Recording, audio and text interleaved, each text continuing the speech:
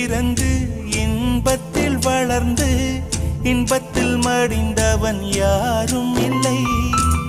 துன்பத்தில் பிறந்து துன்பத்தில் வளர்ந்து துன்பத்தில் முடிந்தவன் யாரும் இல்லை.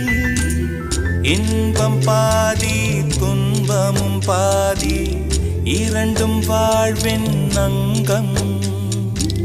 நெருப்பில் வெந்து நீரினில் குளித்தால் நகையாய் மாறும் தங்கம்.